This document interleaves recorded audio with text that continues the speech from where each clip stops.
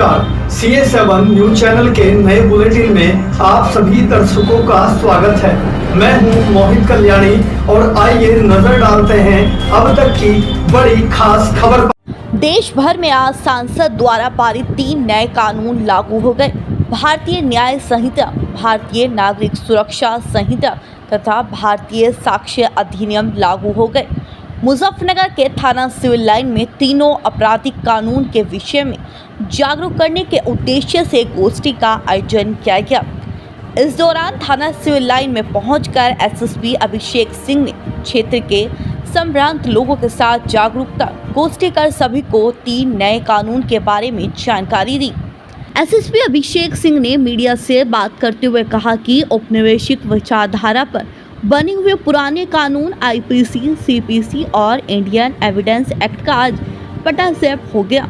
जनपद मुजफ्फरनगर के हर थाने पर एक गोष्ठी का आयोजन किया गया, जिसमें संप्रांत नागरिकों और पब्लिक के साथ आमने सामने बात की जा रही है और इस कानून की जानकारी दी जा रही है। एसएसपी मुजफ्फरनगर में बताया कि जो नए कानून हैं विक्टिम सेंट्रिक हैं। इसमें जो अमेंडमेंट है इस प्रकार किए गए कि पीड़ित को ना ही केवल न्याय मिले अपितु उसके समय समय पर जानकारियां उसको चाहिए वे भी प्राप्त होती रहें। इसके अलावा इसमें पुलिस की कार्रवाई में नए डिजिटल एविडेंसों को भी शामिल किया गया, जिसमें पुलिस की कार्रवाई को और ट्रांसपेरेंट करने के लिए विभिन्न धाराओं को जोड़ा गया। एसएसपी मुजफ्फरनगर ने बताया कि पिछले 1 महीने से मुजफ्फरनगर के पुलिसकर्मियों की ट्रेनिंग चल रही है। उन्होंने बताया कि मेरे से लेकर एक कांस्टेबल तक को ट्रेनिंग दी गई। 1 जुलाई रात 12 बजे से यदि कोई अपराध रजिस्टर्ड होता है तो वह नए कानून के तहत दर्ज किए जाएंगे और जो पुराने मामले वे सभी पुरानी धाराओं में ही चलेंगे। आज 1 जुलाई 2024 को भारत में नए कानून लागू हो गए हैं। औपनिवेशिक विचारधारा पे बने हुए पुराने कानून आईपीसी, सीआरपीसी और इंडियन एविडेंस एक्ट का आज पटाक्षेप हो गया है। इस संबंध में जनपद मुजफ्फरनगर में हर थाने पर एक गोष्ठी का आयोजन किया गया है, जिसमें संभ्रांत नागरिकों और पब्लिक के साथ आमने सामने बात की जा रही है और उनको इन कानूनों की जानकारी दी जा रही है। इसके संबंध में मेरे द्वारा स्वयं थाना सिविल लाइन में जाकर पब्लिक से विचार विमर्श किया गया और इसके संबंध में एक छोटा सा व्याख्यान भी दिया गया है।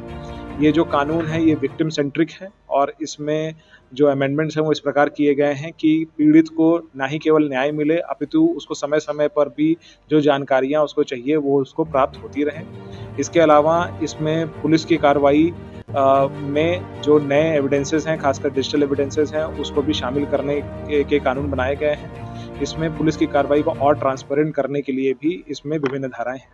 सर, अभी जैसे आज से नए कानून लागे हुए, लेकिन पुलिस के लिए बड़ा टफ रहेगा धारा लगाना, तो उन लोगों के लिए क्या कोई ट्रेनिंग वगैरह की व्यवस्था की गई है? देखिए, पिछले 1 महीने से कंटिन्यूअसली पुलिस की ट्रेनिंग की जा रही थी। जैसा कि विदित है कि यहाँ पर हमने अलग से एक इंजीनियरिंग कॉलेज का पूरा ऑडिटोरियम हमने लेकर वहाँ पर कंटिन्यूअसली ट्रेनिंग्स कराई हैं। हमारे यहाँ मेरे से लेकर लास्ट कांस्टेबल तक की ट्रेनिंग हो चुकी है। इसमें जो भी अपराध 1 जुलाई रात्रि 12 बजे के बाद घटित हो रहे हैं उन सब पर बीएनएस और बीएनएसएस के अंतर्गत कार्रवाई की जाएगी। यदि कोई पुराना अपराध है तो उसमें आईपीसी और सीआरपीसी के अंतर्गत कार्रवाई होगी। भारतीय दंड संहिता, भारतीय न्यायिक संहिता, हाँ, ये आईपीसी की जगह अब भारतीय न्याय संहिता है, सीआरपीसी की जगह अब भारतीय नागरिक सुरक्षा संहिता है और इंडियन एविडेंस एक्ट की जगह भारतीय साक्ष्य अधिनियम है। सर, एफआईआर करने में बड़ी दिक्कत होती थी, आपके सामने बहुत अब कितना समझा? जो नए कानून हैं इसमें 0 एफआईआर को सुगम बना दिया गया है। बिना जुरिडिक्शन के भी एफआईआर लिखी जा सकेगी और जिसको संबंधित जुरिडिक्शन में ट्रांसफर करने की व्यवस्था है।